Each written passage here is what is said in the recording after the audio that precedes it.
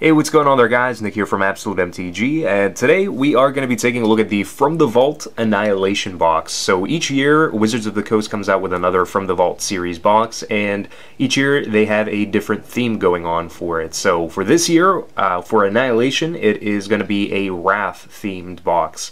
So this is going to include like creature destruction, permanent destruction, land destruction, stuff like that. So pretty sweet. I'm lucky enough to get my hands on one of these for pretty cheap. My shop was actually selling it for $54. The MSRP is $34.99, I believe. Which it's pretty much like the same every single year. But these products are mainly aimed at collectors that are going to just buy these products and they're just going to sit nice on a shelf and look pretty, or for players that want to go and pimp out like EDH decks and cubes and stuff like that. There are a lot of really sweet cards every single year in these products, and you get them in a cool, sweet new foil work, which hasn't been released before, and some cards are actually in a different artwork as they were previously seen. So on the back here we see all the cards that are included: Decree of Annihilation, Fracturing Gust, Terminus, Child of Alara, Fire Spout, Martial Coup, Upheaval, Virtue's Reign, Burning of Xinye, Cataclysm, Rolling Earthquake, Wrath of God, Living Death, Smokestack, and Armageddon. And to open it up, it has a little flip here where we can see the display of Wrath of God, Rolling Earthquake, and Living Death. And let's open it on up and see all the contents inside, and we'll take a first-hand look at the cards up close. All of these boxes are really sweet as well. I still have, I think the only one that I haven't opened is From the Vault Dragons. Otherwise I have all the rest of the boxes just sitting on a shelf looking all nice. So let's slide this right back on in and take a look at the rest of the stuff here. Alright, so first off we get a insert here, which it looks like this one's actually a poster. And it is. I think it's Wrath of God. Yeah. So Wrath of God with Heliod, which looks really awesome. And I believe, as it has been before, there's going to be an explanation. Yeah. So there's an explanation of each card and why it's in here. So the story behind the cards. So we're actually not going to get into that. Most people that watch these videos just want to see the cards and want to see the contents real quick, but just to show you guys, they do have an insert talking about the cards and why they're there. So if any of you guys are wondering why a certain card is in this collection, maybe you think it shouldn't be in here, you can ask away in the comments below and I can give you the explanation that Wizards gave, or I can give you my own explanation. But a lot of these cards are just really sweet. Alright, so we'll open this on up. And we have our stacks of cards here. And in the past, the cards are kind of infamous for being a little bit warped. There are a lot of different factors to that. There's the factor where the humidity is going to warp them a little bit. The foiling process is going to have some kind of effect on that as well. But usually, over time, it's not really bad. I mean, it's a little bit noticeable whenever you buy them just right out of the packaging. We also do have a Spindown die here, which is pretty sweet. It's not really as impressive as the other ones have been in the past in terms of like how they've done these, but it's still nice nonetheless. And I know people hold these in high value because they're from the From the Vault sets. I think I still have all of the rest of mine. I'm pretty sure, at least. So let's take a look at the cards. We'll tear the little tab here and take a up close look. Alright, so the first card that we have is our Wrath of God, and they do have the counterfeit stickers on these now post M15, which is kind of nice. I actually like the way that they did it and the way that they did the new border. But Wrath of God with Heliod. We have Child of Alara, so for you EDH people out there, I know a lot of people that play Child of Alara as their general, and maybe just try to jam everything that they can out of value colors that they want to play, because it is a 5-color general. So 6/6 for 6/6 for 5 rather. Trample, and whenever it dies, destroy all non-land permanents that can't be regenerated. Decree of Annihilation.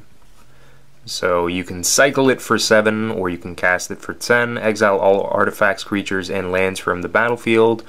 all cards from all graveyards and all cards from all hands. Whenever you cycle it, destroy all lands instead. We have Fire Spout with some absolutely stunning new artwork on it, and for you modern players that are playing Fire Spout in decks like Tron or something like that, it's a really sweet addition to be able to have on top of like Grove of the Burn Willows, which was in a previous From the Vault set. So 3 mana, and it's split between red or green, and it deals 3 damage to each creature without flying if red was spent to cast it, and 3 damage to each creature with flying if green was spent to cast it. Do both if red-green was spent to cast this card. Fracturing Gust, another modern favorite card, also really sweet for EDH as well. But Fracturing Gust 2 and triple split Selesnya. So destroy all artifacts and enchantments. You gain 2 life for each permanent destroyed this way. This looks really sweet. Alright, so that's our first stack here. Let's take a look at the Rolling Earthquake pack. It's interesting that they chose to have a Rolling Earthquake in here because it's a card from Portal, and it's rather expensive just from the Portal 3 Kingdoms version of it. And I think this one's probably only like maybe 20 bucks, 15 or 20 bucks for the From the Vault version of it. But either way, it's still really sweet. So Rolling Earthquake, X and 1 red. It deals X damage to each creature without horsemanship and each player. So back in the day, horsemanship was a different type of mechanic that doesn't exist now anymore. But Rolling Earthquake is still just really sweet. We have Smokestack, really fun card for Cube. So it's an artifact for 4. At the beginning of your upkeep, you may put a soot counter on Smokestack, and at the beginning of each player's upkeep, that player sacrifices a permanent for each soot counter on Smokestack. We have Terminus, one of my favorite cards back when it was actually in Standard. So the Miracle days were quite a fun time to actually play Standard.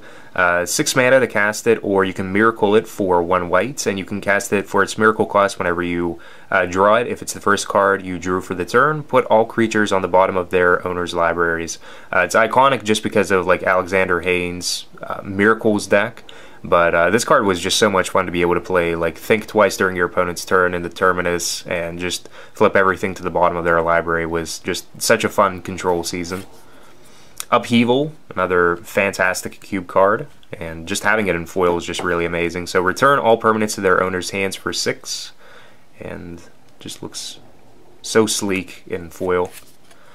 We have Virtue's Ruin, so 3. I think I said Virtue's Reign whenever I first was looking at the back of it, but Virtue's Ruin, 3 cost, sorcery, destroy all white creatures. Really sick. And then we have our last stack of cards here. And these the actual foiling and everything on them looks pretty nice this time around. The cards aren't way too warped, which is nice. If I can actually get this open. There we go. Yeah, the cards don't look too warped this time around. They are a little bit, but it's not really that bad. I think whenever I opened up, I can't remember what it was. There was one that I opened up and the cards were just really warped. And a lot of people noticed that. It was really noticeable on camera. Living Death, so another EDH favorite. So 5 cost, 3 in double black. Each player exiles all creature cards from his or her graveyard, then she sacrifices all creatures he or she controls, then puts all cards he or she exiled this way onto the battlefield. Really sweet new art. Martial Coup, so X and double white, again another really fun card while it was in Standard. X and double white, put X amount of 1/1 white soldier creature tokens onto the battlefield. If X was 5 or more, destroy all other creatures.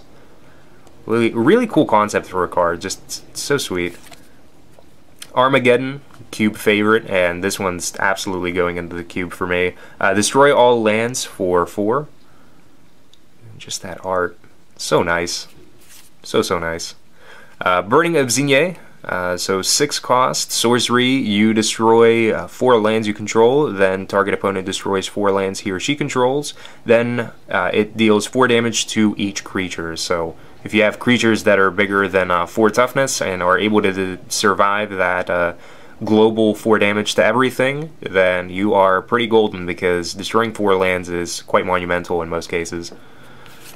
And Cataclysm. Cataclysm is our last card here. So sorcery, speed, 4 cost, 2, and double white. Each player chooses among the permanents he or she controls an artifact, a creature, an enchantment, and a land, then sacrifices the rest. So you basically get to play a game of favorites. What's your favorite card amongst these types, and then those are the only ones that stick around. So really sweet set. I'm actually really excited for being able to just put some of these in the cube and just replace some of the older artworks that I have, or even just getting some like foils, like a foil Terminus in there, is really sweet. If you're able to get this box set for pretty cheap, I suggest getting it. It's even just nice as like a collector's gift, or something to just have sit really nice on a shelf. I know I collect the boxes and I like to open up these products, but they are pretty sweet gifts to get somebody that enjoys playing with some of these cards, or is looking to replace some things in one of their decks or collections and whatnot. But yeah, MSRP is $35, and they're still pretty easy to find, like whenever they first come out at local card shops and hobby shops. Online they're a little bit more expensive, just because like eBay, people are going to try to write up the price early on and usually these boxes will try to leap over time in price value, so the longer you have them, the more valuable they're actually going to end up, and they are on a somewhat short print run, so it's not like Wizards of the Coast releases a massive amount of these. There's an adequate amount of them that's going to be out on the market for some time, but it's not way too big. It's not big like their box production that they have for like sets that come out or anything like that. But pretty sweet set. Let me know what you guys actually think of From the Vault Annihilation. Any things that you wish were actually in this set and were in there. And personally for me, it's Damnation. Damnation was one of those cards that I wanted in this From the Vault set, and I know a lot of players would agree to that, and a lot of players were saying that for a long time whenever they were talking about From the Vault Annihilation, that Damnation should be in here. But any other thoughts on stuff that you guys have? Leave it in the comments down below, and thank you guys for watching. Until next time, peace out. If you guys want to keep up to date with everything that we have going on here at Absolute MTG, remember to hit that subscribe button, like us on Facebook, and follow us on Twitter for all of your Magic the Gathering needs. Also, remember to check out our sponsors of the channel, MTG Madness and AVUgames.com. But as always, thank you guys for watching.